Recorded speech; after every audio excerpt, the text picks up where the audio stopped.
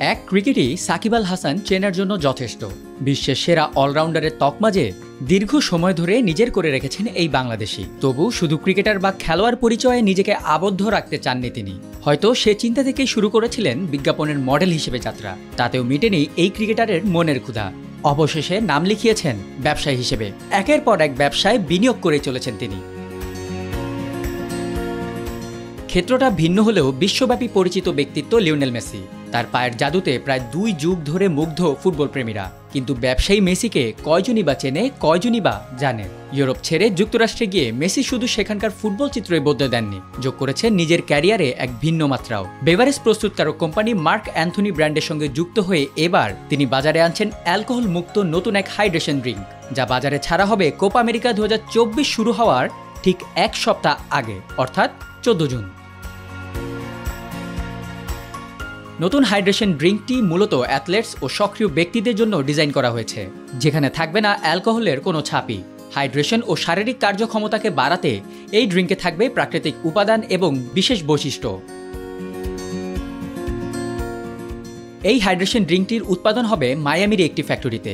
এরই মধ্যে স্ত্রী অ্যান্তলেনা রোকুজুকে নিয়ে সেই ফ্যাক্টরি পরিদর্শন করেন মেসি। প্রাথমিক পর্যায়ে যুক্তরাষ্ট্র ও কানাডার বাজারে পাওয়া যাবে এই ড্রিঙ্ক। এরপর লাতিন মার্কেটে এটি বাজারজাতের লক্ষ্য মেসির।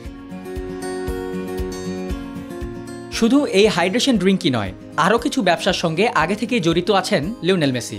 2019-এ মেসি স্টোর নামে নিজের কাপড়ের ব্র্যান্ডও চালু করেন তিনি। 2022 সালে সান ফ্রান্সিসকোতে প্লেটাইম স্পোর্টস টেক নামের ইনভেস্টমেন্ট ফার্মও প্রতিষ্ঠা করেন মেসি। খেলাধুলায় নতুন প্রযুক্তির উদ্ভাবন নিয়ে কাজ করে প্রতিষ্ঠানটি। ফোর্বসের তথ্য অনুযায়ী বর্তমানে প্রায় $600 মিলিয়ন সম্পদের মালিক মেসি। গত বছর পিএসজি ছেড়ে ইন্টার মিয়ামিতে পাড়ি জমিয়ে বছরে $50 থেকে $60 মিলিয়ন আয় করছেন তিনি। 2017 সালে জার্মান স্পোর্টস জায়ান্ট অ্যাডিডাসের সঙ্গে আজীবনের চুক্তি তাকে এনে দিচ্ছে বছরে $25 মিলিয়ন।